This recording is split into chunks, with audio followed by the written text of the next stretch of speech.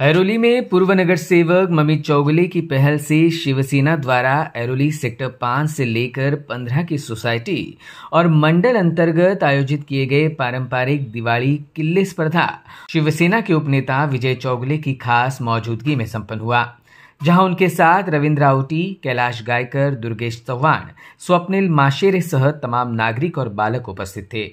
In स्पर्धाओं के विजेताओं के साथ यहां मान्यवरों के हाथों उन सभी का सम्मान किया गया जिन्होंने इन स्पर्धाओं में हिस्सा लिया।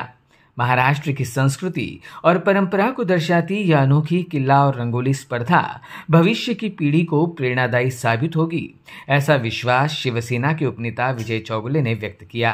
दिवाळीमध्ये मुलांमध्ये ती कुठेतरी लुप्त पावण्यात आल्यासारखे वाटते, पण आजच्या मुलांमध्ये शिवाजी महाराजांबद्दल, संभाजी महाराजांबद्दल ज्यावेळेस पिक्चर बघतात, छावासारखा पिक्चर बघितल्यानंतर मुलांना उत्स्फूर्त असे एक वेगळी प्रेरणा मिळते, एनर्जी मिळते आणि त्यांना वाटतं शिवाजी महाराजांनी किल्ले कसे गड सर केले, महाराजांनी किल्ले कसे बांधले, म्हणजे हे कुतूहलाचा विषय। म्हणजे भविष्य काळामध्ये आम्ही जे खेळ खेळलो, ते समोर बसणारे जे खेळ खेळले, लगोरी असेल, वेगवेगळ्या पद्धती आटपाट्या असतील, वेगवेगळ्या जे खेळ असतील, ते आता खेळ सर्व लुप्त करत गेले। इतिहासामध्ये सर्व पुसलं आहे। इतिहास जागृत राहताना हे किल्ले कायमस्वरूपी जागृत आहेत। तुम्ही आम्ही असो किंवा नसो, पण किल्ले हे कायमस्वरूपी शिवाजी महाराजांचे एक शौर्य पुरुष म्हणून, एक महाराज ज्यांनी महाराष्ट्राला स्वराज्य दिलं, ते शिवाजी महाराज, संभाजी महाराजांचं एक प्रतीक आपल्या नजरेसमोर कायमस्वरूपी असेल। आणि त्यातल्या त्यात जे किल्ले आणि महिलांना एक आवड असते रांगोळीचं, या दोन्ही स्पर्धा या ठिकाणी चालू। ही मराठी संस्कृती आहे। दिवाळी आली की कंदील लावणं, पंती पेटवणं, लावणं भावाला, आणि घरासमोर रांगोळी काढणं आणि लहान मुलांना किल्ले करणं। मी तर सांगेन की हे सर्व या ठिकाणी आज या ठिकाणी व्यासपीठावर ममित चौगुले आहेत, रविंद्र आउटी, कैलाश गायकर, दुर्गेश चौहान आहे, स्वप्निल माशेरे, आपले अजून बाकी सर्व त्यांचे सहकारी आहेत। मी सांगेन की मुलांना ऍक्च्युली हे किल्ले दर्शन ज्यावेळेस तुम्ही घडवता, तर त्यावेळेस आज ज्या मुलांनी किल्ले दर्शनामध्ये स्पर्धेमध्ये भाग घेतलाय, त्या सर्वांना किल्ल्याचं दर्शन घडवून आणा, की जेणेकरून त्यांना सुद्धा हे वाटेल की आम्हाला माझ्या मुलांची ही किल्ले दर्शन स्पर्धेतील मुलांची सर्वांची नावं घ्या, आणि ज्याने ज्याने हे केले त्यांना येणाऱ्या काळामध्ये, म्हणजे नोव्हेंबर डिसेंबर असेल, आपल्या जवळचं असेल, ते रायगडचं एक दर्शन एन्जॉय कर। ऑफिसर तुम्ही लोकांनी सर्वांनी मुलांबरोबर जाऊन त्यांना एक दर्शन घडवून आणा। वन डे जरी करायचा प्रयत्न केला तरी होऊ शकतो, त्याला काही प्रॉब्लेम नाहीये। पण मुलांना एक मनामध्ये एक एनर्जी होऊ द्या की नाही, आम्ही आज किल्ले कॉम्पिटिशन मध्ये किल्ले बांधले दिवाळीला, की आम्हाला किल्ल्यांचं आम्हाला दर्शन घडवण्यात आलं। असं दरवर्षी किल्ल्याचं त्यांना दर्शन घडवत जा, की जेणेकरून मुलं परत आज 100 पोरांनी या स्पर्धेमध्ये भाग घेतला असेल तर पुढच्या वेळी 200 पोरांनी या स्पर्धेमध्ये भाग घ्यायला पाहिजे। तशा पद्धतीने त्या ठिकाणी नियोजन केला। शेवटी तुम्ही आम्ही नियोजन केल्याशिवाय काही होणार नाही। शेवटी कोणी ना कोणीतरी प्रोत्साहित करणारा हवा असतो। आता ममित युवा प्रतिष्ठान लोकांना वाटेल आता ममितने आता प्रभाग वाईज घेतले आहे। आता या प्रभागामध्ये कमिटीने ज्या स्पर्धा घेतलेल्या आहेत सर्व त्यांच्याबरोबर सहकारी आहेतच, पण तुम्हाला एक सांगतो की आम्हाला दूरदृष्टी आहे। शिवाजी महाराजांबद्दल पण आस्था पण आम्हाला भरपूर आहे। त्यावेळेस आम्ही, तुम्हाला माहितीच असेल, सेक्टर 10 शिवाजी महाराजांचं मोठं स्मारक उभं राहते। मला वाटतं पुढच्या महिन्यामध्ये, म्हणजे जानेवारीच्या पहिल्या वीक मध्ये शिवाजी महाराजांच्या स्मारकाचं उद्घाटन सुद्धा होईल। 36 फुटाचा शिवाजी महाराजांचा पुतळा उभा केला आपण। आता माझ्या माहितीप्रमाणे 70% काम पूर्ण झालंय। आता फक्त शिवाजी महाराजांचं जे मोल्डिंग असते, जे स्ट्रक्चर असते शिवाजी महाराजांचं, ते अमरावतीलाच आपल्या ऐरोलीतला एक आर्टिस्ट बनवतोय। त्याच्याच माध्यमातून आपण ते करतोय. ते आता मला वाटतं आता एक एक स्ट्रक्चरचं ते काम या ठिकाणी सुरुवात होईल आणि एक भूतोन भविष्य असं आपल्या सेक्टर 10 मध्ये शिवाजी महाराजांचं मोठं स्मारक आहे. शिवाजी महाराजांना तुम्ही महाराजांना पाहाल, हा महाराजांचा उभा पुतळा असेलच, पण याच्याबरोबर आम्ही अशा काही गोष्टी त्या ठिकाणी केलेल्या आहेत. एक म्युझियम तयार केलेलं आहे. खालच्या साईडला महाराजांचा वरती पुतळा असेल आणि खालच्या साईडला खालती 2 मजली म्युझियम.